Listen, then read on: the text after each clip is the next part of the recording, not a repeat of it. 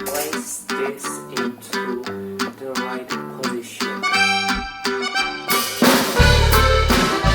Ini adalah caraku atau prosesku bikin video dengan alat seadanya. Langsung aja ke langkah pertamaku. Let's go! Langkah pertamaku yaitu tidur. Karena dari tidur aku bisa dapat banyak sekali ide-ide kreatif. Just kidding. Langkah pertamanya tentu saja bukan tidur.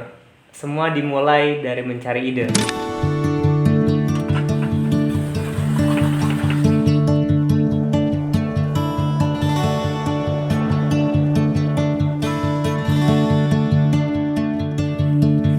Biasanya aku dapat ide dari baca jurnal pribadiku. Aku terbiasa nulis jurnal ketika ada hal penting yang menarik buat aku tulis, atau pas aku lagi mood nulis. Sebagai seorang content creator yang menceritakan kehidupannya sendiri, nulis jurnal ini jadi bagian yang sangat penting karena aku bisa lihat ada hal menarik apa yang pernah terjadi sebelumnya buat aku angkat jadi sebuah ide konten.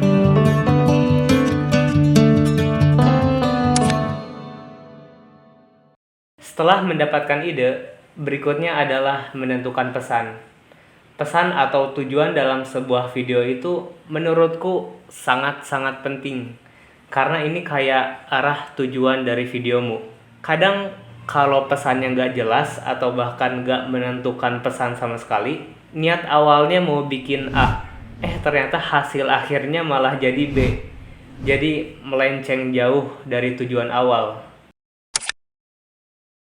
Sebelum lanjut bikin naskah, biasanya aku bikin alurnya dulu yang isinya tuh poin-poin penting yang mau aku bahas dari awal sampai akhir. Di bagian ini juga aku menentukan apakah alurnya maju atau alur mundur kayak flashback misalnya atau gabungan. Setelah pesan dan alurnya jelas, baru aku kembangkan jadi sebuah naskah.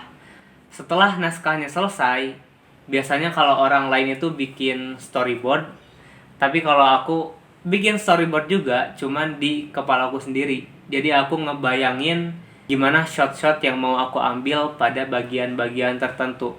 Karena videoku juga nggak terlalu kompleks, makanya aku nggak perlu sampai harus bikin storyboard. Cukup di dalam kepala atau pakai catatan kecil biar aku nggak lupa sama shot yang mau aku ambil. Setelah semuanya kelar, saatnya syuting.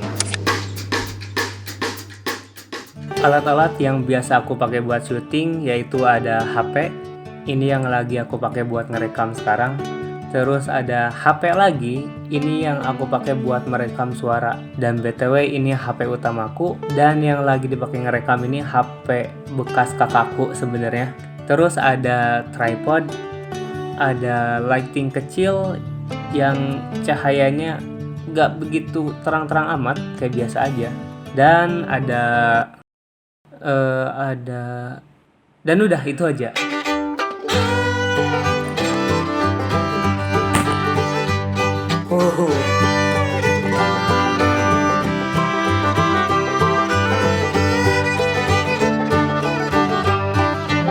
Karena alatku sederhana, jadi aku harus pintar-pintar manfaatinnya buat dapetin hasil yang lebih maksimal. Kayak contohnya ketika syuting gini, aku harus dekat ke jendela biar dapat cahaya yang cukup. Soalnya kalau dari lighting kecilku sebenarnya agak kurang dibandingkan cahaya matahari yang jauh lebih baik. Masalah yang sering aku hadapi ketika syuting yaitu aku nggak bisa lihat layar sambil merekam. Ya karena pakai kamera HP. Bisa aja sih aku pakai kamera depan biar bisa lihat layarnya. Cuman kualitasnya nanti bakal turun jauh dibandingkan kamera belakang. Dan karena nggak bisa lihat layar sambil merekam gini, aku jadi nggak tahu ini posisinya tuh udah pas atau belum. Makanya aku harus testing dulu di awal buat dapetin komposisi sama exposure yang pas. Kayak contohnya aku pencet rekam, terus aku masuk framing, terus aku tunggu beberapa detik. Setelah itu balik lagi buat ngecek hasilnya. dan ternyata terlalu tinggi. Aku kebawahin lagi HP-nya biar pas. Terus aku balik lagi, tunggu beberapa detik, balik lagi buat cek hasilnya, dan damn, terlalu bawah. Aku ke atasin lagi dan terus kayak gitu sampai dapetin posisi yang pas. Dan itu baru komposisi, belum sama exposure-nya yang kadang terlalu terang, kadang terlalu gelap. Jujur ini sulit pas awal-awal mulai bikin video, dan aku bisa bolak-balik sampai sekitar 30 menitan. Tapi untungnya autofocus di HP ku lumayan bisa diandelin, jadi aku nggak perlu ribet ngurusin fokusnya juga. Dan makin kesini aku udah makin hafal harus kayak gimana, jadi butuh waktu yang lebih singkat buat testing. Apakah masalahnya cukup di situ doang? Sayangnya tidak. Ketika awal-awal bikin video, aku butuh waktu yang lama banget hanya untuk testing buat dapetin komposisi sama exposure yang pas. Dan karena butuh waktu yang lama, kadang HP ku itu udah panas duluan sebelum mulai syuting. Ditambah kena sorot sinar matahari karena deket sama jendela. Dan akhirnya muncul masalah lain. Ternyata HP ku kalau udah panas banget, hasil rekamannya itu jadi patah-patah. Kayak bayangin udah syuting lama-lama dan begitu ngecek hasilnya ternyata patah-patah. Jadi karena itu mau nggak mau aku harus membagi syutingku jadi beberapa bagian biar HP ku bisa istirahat dulu. Tapi ya jadi butuh waktu yang lebih lama buat syuting.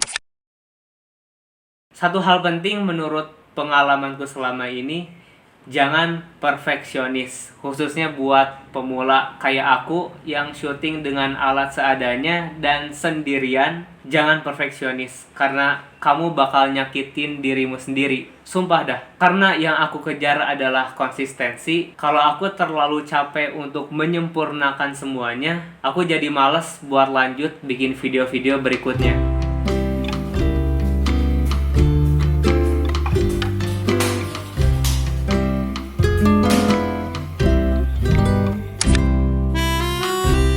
Jadilah kreatif. Caraku dapetin shot dari atas kayak gini, tadinya aku pakai paralon yang dipasangin Gorilla Pod di ujungnya, abis itu tinggal senderin di tembok.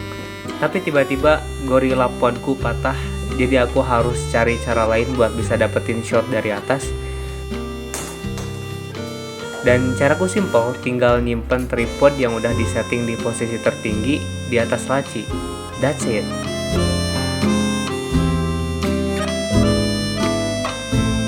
Keterbatasan alat emang kadang bikin frustasi, tapi justru di situ letak keseruannya. Bukan karena sulitnya, tapi karena aku tahu dan yakin selama aku terus berjuang, aku bakal berkembang jadi lebih baik lagi. Ini bukan tentang equipment, tapi tentang skill.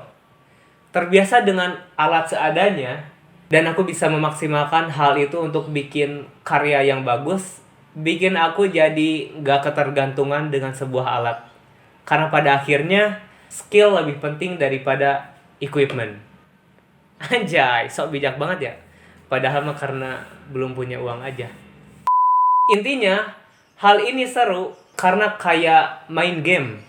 Berawal dari karakter yang cupu, tapi makin lama karakternya akan berkembang jadi semakin kuat dan makin punya equipment yang lebih kuat juga.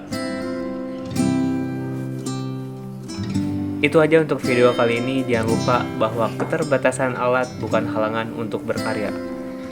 Makasih udah nonton, like kalau kalian suka, dan dislike kalau kalian gak ada yang suka. Komen kalau kalian mau komen, dan subscribe kalau tertarik sama perjalananku. Bye. Pergian. Cut dulu lah.